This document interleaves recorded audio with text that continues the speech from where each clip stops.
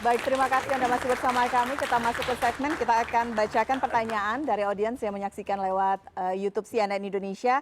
Dari @bangjack45, saya ke Mas Roy. Hari ini Pak Roy mengajukan audiensi ke Komite Reformasi Polri. Apa yang ingin Pak Roy sampaikan melalui forum itu? Ya, jadi ketika kami tadi sejujurnya ketika kami datang, memang ada beberapa anggota dari komisi itu yang tidak sepakat kalau kami yang statusnya sudah TSK itu ada di dalam, kemudian kami diberikan pilihan. Juga tadi ya, pers, ya. Kemudian dalam pilihan kami ada di dalam tapi tidak menyampaikan, atau kami di luar saja nanti menyampaikan secara langsung. Oke, kami keluar, kami walk out. Dan alhamdulillah Prof Jimmy melaksanakan amanahnya, kami diterima, ya, kami bertiga dan kami sudah sampaikan detail. Jadi yang kami sampaikan adalah proses kriminalisasi yang terjadi, dan kami sampaikan juga bukti-bukti secara detail semuanya, presentasi saya tentang skripsi, tentang menyampaikan secara lisan kepada Prof Jimli atau tim? Tidak hanya lisan, tapi juga dengan bukti-bukti materi dalam bentuk paper, dan kemudian tadi Dr. Resmond juga sampaikan, Dr. Tifa juga sampaikan tulisannya. Jadi ya kita tunggu aja. Prof Jimli tadi juga menyampaikan kalau ya mungkin akan dilakukan mediasi atau terserah. Saya sih mengatakan saya tetap pada standing point melakukan sarannya mediasi juga berarti Mas Roy? Sarannya media, tapi entah gimana cara, entah mediasi, entah SP3, entah apa, yang jelas kami siap. Ya, karena kami juga memiliki tim lawyer yang hebat, ya. Kami siap apapun yang terjadi, kita tetap bertahan bahwa ini penelitian ilmiah, ini scientific, ini clear, dan kami siap diadu data, adu bukti. Oke, adu data, adu bukti. Saya sekarang ke Bang David dari Samanta 673. Saya setuju ijazah tidak buru-buru ditunjukkan karena ini masalah politik. Politik itu jahat, tapi kalau Jokowi tidak terjun di politik, saya rasa akan ditunjukkan. Apakah benar, Bang?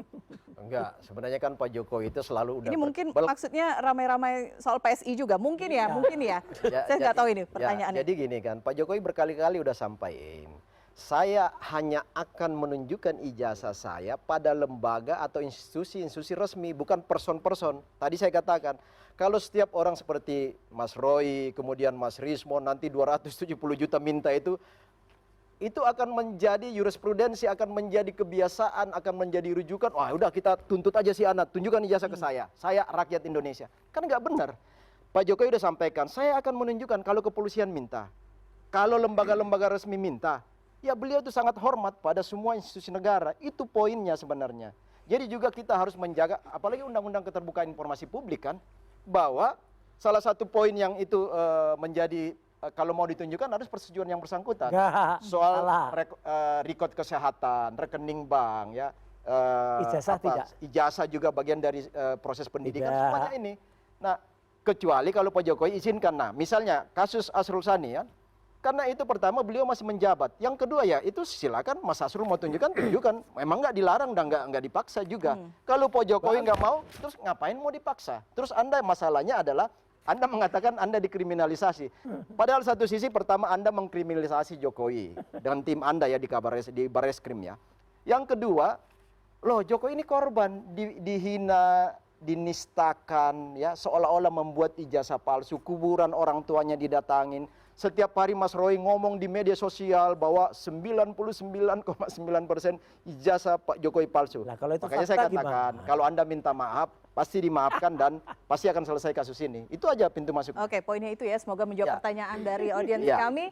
Dan sekarang saya ke mahasiswa. Ini mahasiswa hukum juga yang malam hari ini hadir. Saya ke sebelah sini. Silahkan berdiri, boleh sebutkan nama dan pertanyaannya langsung. Wajahnya kayak yang ada di ijazahnya Jokowi. Oke, tapi kalau di Presiden asli, juga kalau di asli. Asli. Oke, karena hadir di sini, silakan. Oke, selamat malam Bapak. Perkenalkan nama saya Rasid Alfian dari Fakultas Ilmu Sosial dan Hukum Universitas Negeri Jakarta. Izin bertanya ke Bapak Roy. Bapak Roy, silakan. izin bertanya, dengan adanya peraturan baru di UKUHP yang sedang ramai dibicarakan ini, dan menurut Bapak, apakah kasus yang Bapak sedang alami ini itu akan sangat menentukan bagaimana hukum di Indonesia itu ditegakkan dan bagaimana di Indonesia ini cara menyelesaikan kasus yang ada? Pertanyaan saya seperti itu. Terima kasih, Pak. Terima kasih. Keren ya kalau pertanyaan mahasiswa. Pertanyaan mahasiswa hukum. Mas Roy silakan nanti. UNJ lagi. Nanti guru besar juga melengkapi. Ya, satu alma mater dengan saya. Oh, oke. Saya doktornya UNJ. Oh, ya, oke. Gitu. Silakan, Ya, Mas Roy. terima kasih. Jadi memang benar bahwa per tanggal 2 Januari besok itu KUHP baru yang tahun 2023 itu berlaku. Tapi memang betul ada aturan peralihan. Kalau saya sih nggak apa-apa Mas. Mau pakai KUHP lama, mau pakai KUHP baru, nggak ada masalah Bang. Kebenaran itu akan tetap ada. Jadi sebenarnya no problem. Memang KUHP baru ada beberapa pasal yang terhilangkan. Termasuk misalnya salah satu pasal kepada kami, pasal 28 ayat 2 itu hilang di KUHP baru. Ya, jadi artinya itu lebih mudah bagi saya. Karena apa? 28 ayat 2 itu juga nggak ada hubungannya. Saya tidak juga kemudian melakukan sara dan lain sebagainya, penyebaran kabar bohong. Nah, kabar bohongnya udah hilang di pasal ayat 3 ya, 28 ayat 3. Tapi artinya insya Allah itu akan lebih bagus ya. Karena tadi dikatakan KUHP lama itu kan memang dulu tinggalan dari Belanda. Ya gitu. Jadi ada beberapa udah direvisi, kemudian dilakukan perubahan. Prof Marzi yang nanti akan lebih tahu soal itu, saya bukan orang hukum. Tapi artinya kami siap ya dengan KUHP lama atau baru pun siap. Dan untuk ITE misalnya, kalaupun nggak KUHP ya, dulu saya juga berkali-kali saya melakukan revisi pengurangan terhadap undang-undang ITE karena kami dulu membuat undang-undang ITE itu untuk e-commerce sebenarnya. Tapi ketika disalahgunakan dalam kasus Prita Mulyansari, pasal 27 waktu itu. Saya waktu itu DPR menurunkan hukumannya supaya orang nggak langsung ditahan. Demikian juga dengan di pasal-pasal yang ada. Pasal 32 35 tujuannya adalah untuk orang ketika mengirimkan bukti elektronik. Jadi ini benar-benar nggak ada hubungannya dengan ijazah yang katanya analog, kemudian dipublikasikan, kemudian diedit. Nggak ada nih, sesat nih orang yang baca. Mudah-mudahan malah yang saya lebih menyayangkan lagi, Pak Kapolda waktu itu hanya membacakan saja apa yang ada pada penyidiknya, dan penyidiknya pun kemarin sudah kita beritahu nanti akan ada ahli-ahli ITE yang kemudian nanti akan menjelaskan ini loh arti undang-undang ITE, ini loh KUHP yang baru perbandingan dengan lama, termasuk juga KUHAP ya, kitab hukum acara pidana. Jadi ketika kami misalnya dilakukan, atau bukan hanya saya ya, saya berharap untuk yang lain-lain tidak menjadi kriminalisasi dari korban KUHP Orde Baru, artinya KUHP yang lama. Itu saya kira, Prof. Pasti lebih detail. Oke, silakan Prof, tapi ada tambahan pertanyaan juga ini. Apakah penggunaan pasal berlapis Undang-Undang ITE dalam satu perkara seperti ini masih dalam batas wajar atau beresiko menjadi over criminalization? Ya, pertama menyambung bahwa KUHP yang baru dan KUHAP yang baru itu pada dasarnya memang semangatnya lebih humanis ya, lebih menghargai hak asasi manusia. Maka kan terjadi pergeseran secara signifikan dari keadilan retributif ya, keadilan membalas, menjadi keadilan korektif, keadilan rehabilitatif, dan keadilan restoratif. Artinya bagaimana memulihkan keadaan, kemudian mengembalikan, kemudian memberikan semacam keadilan yang lebih kemudian memulihkan pada keadaan semula, tidak sekedar membalas. Maka kemudian ditindaklanjuti dalam hukum formilnya secara tegas diatur tentang mekanisme keadilan restoratif. Harapannya memang ini untuk menyesuaikan dengan keadaan Indonesia dan juga untuk mengurangi bagaimana beban negara yang ada dalam penjara. Karena kalau sedikit-sedikit di penjara, maka kan sekarang ini beban negara sangat banyak sekali kan untuk membayar, kasih makan orang-orang yang dalam penjara. Dan banyak penjara over kapasitas juga. Sangat-sangat semuanya itu. Maka pendekatan tentang bagaimana memenjarakan orang itu harus diakhiri. Bagaimana kemudian memulihkan, maka ada denda damai, ada sanksi sosial dan sebagainya dalam konteks KUHP yang baru. Nah, apa yang dipertanyakan yang kedua tadi, memang terjadi overkriminalisasi ya, terjadi penerapan pasal yang kemudian obesitas tadi itu berlebihan kan gitu loh. Yang kemudian itu juga tidak lepas dari adanya legislatif error pada waktu itu, penyusunan undang-undang ITE. Sebenarnya kan fokusnya adalah transaksi elektronik, tetapi justru menjadi alat politik yang kemudian ini yang akhirnya menyebabkan banyak orang jadi korban karena undang-undang tersebut. Maka menurut saya memang revisi KUHP, revisi KUHAP belum mampu mengatasi tentang penegakan hukum karena masih banyak pasal-pasal yang multitafsir, pasal-pasal karet, pasal-pasal abu-abu yang undang-undang ITE ini yang jadi masalah.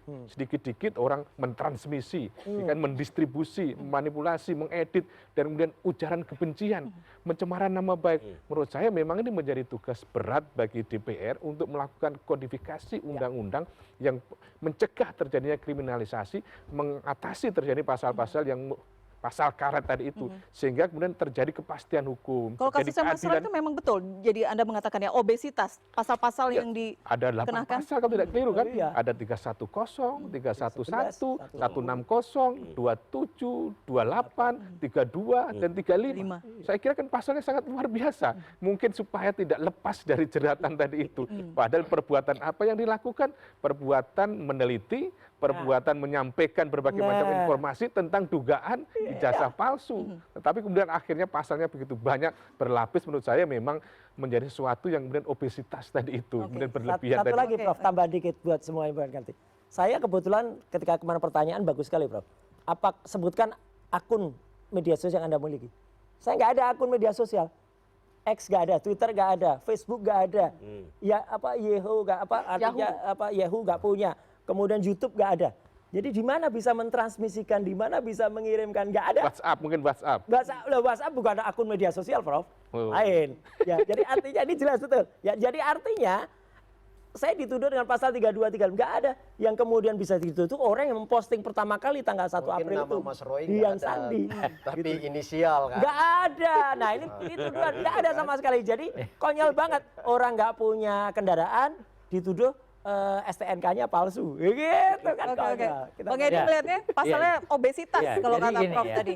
Sebetulnya kalau misalnya kalau kita lihat dari proses kepolisian, tentu memang mereka punya bukti ya. Itu Punya poinnya. bukti makanya mereka taruh pasal itu ya. Apakah misalnya Bang Suruyo Kalau tadi tidak Prof menerima? Nggak mengatakan apa-apa. agar jangan sampai lepas gitu. Iya, Jadi semua saya- pasal. Karena memang antara pasal satu dengan yang lain pasti berkaitan. Ya. Ya, sekarang ketika polisi melakukan menuduh Pak Roy Suryo dan kawan-kawan misalnya, itu sekarang tugas Pak Roy Suryo membuktikan Iya. apa namanya tuduhan itu benar atau tidak ya. Pasal Dan itu nanti 311 iya juga ya. Ya. Karena semua kan apa nanti kan di pengadilan kan ada jaksa yang melakukan penuntutan ya. Jika misalnya Nggak terbukti. tidak menerima, ya boleh melakukan Iya. pembelaan dan itu nanti akan diuji di pengadilan. Tapi Bang Edi pertanyaan begini, karena dulu Bang Edi Iya. di Kompolnas gitu, ketika kemudian penyidik menentukan pasal-pasal Iya. untuk menjerat seseorang, apalagi saat ini kasus Mas Roy Suryo ini menjadi perhatian yang cukup luas dari Iya. publik. Apakah memang pertimbangannya seperti apa kira-kira? Oh tentu ya, ketika polisi menetapkan satu pasal, itu biasanya sudah didahului dengan gelar perkara.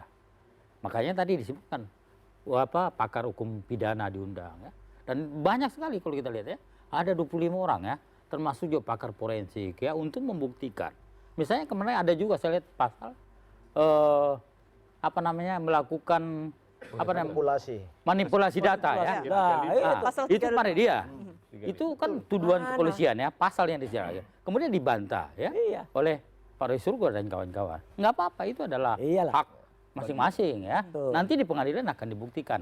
Mana kira ketika misalnya ada tuduhan seperti itu, polisi kan akan menyampaikan melalui jaksa nanti di pengadilan akan menyampaikan bahwasanya ini buktinya terjerat dengan manipulasi data. Ini harusnya seperti ini, harusnya seperti ini. Kemudian oleh timnya Pak Roy Suryo akan disampaikan tidak benar, kami tidak melakukan. Itu Jaksanya nanti akan pusing dan nanti. itu Jadi cara- biasanya itu diuji melalui kalau di kepolisian itu adalah ada namanya penyidikan ilmiah ya. Itu akan karena semua berdasarkan ilmiah. Jaksanya Mungkin pusing gini, karena nanti ini Mbak bingung. Fira. Ini jawabannya nggak nyambung nih dengan Cara bacanya itu ya, seperti kata Prof, kenapa sampai pasal berlapis, sampai 8 pasal itu? Karena pertama, ini kan sudah berbulan, bahkan sudah hampir bertahun lah Iya. proses yang dilakukan Mas Roy ini dan timnya ya. oh, nggak ada saya baru Di mulai media 1 April. sosial, terus bicara di TV apa segala macam. Kasus fitnah itu sudah beranak cucu, berulang dan beranak cucu. Kemudian yang kedua, Baru kali ini saya dengar ada tunggu dulu. pasal beranak cucu. Dan tadi soal 730 alat bukti, itu banyak sekali itu, 130 saksi, 22 saksi ahli, itu bukan main-main loh. Jadi kita nggak bisa mendelegitimasi apa yang dilakukan kepolisian. Percayalah pada proses hukum. Kalau Anda nggak melakukan semua proses-proses itu, nggak mungkin juga tiba-tiba ambil pasal ini kasih kena ya. Gelar perkara, saksi ahli semuanya, bukti-bukti 700-an. Bayangin. Untuk meyakinkan bahwa pertama kepolisian nggak main-main memproses ini ya. Dan itu akan disampaikan dalam proses sidang. silakan nanti bantah di situ apa segala macam. Jadi tadi benar Mas Roy, adu bukti. Iya. Sini kebetulan ada pengacara Mas Roy. Adu bukti nanti di situ. Benar. Mana yang misalnya pasal ini nggak jadi apa Sekarang segala macam. 700 sampai Jadi 1000. karena terlalu banyaknya pelanggaran Enggak, itu aja poinnya. Sampai 1000 ijazah yang lain ditunjukkan pun nggak ada gunanya kalau ijazahnya Jokowi nggak ditampilkan. Makanya yang ditampilkan ditampilkan nanti. ijazahnya Akan teman-temannya ditampilkan. semua, nggak ada gunanya ijazah Memang teman-temannya. jadi Karena tidak menilai ada. alat bukti itu tidak sekedar kuantitas, Nah, dan ini. jumlah, tapi harus ada kualitas, Betul, kesesuaian. kesesuaian. Oke, Sesuaian. Kesesuaian alat lengkapnya bukti. seperti apa usai jeda ya Prof? Saya harus potong dulu, kami akan Dan kembali sesaat lagi. kuantitas.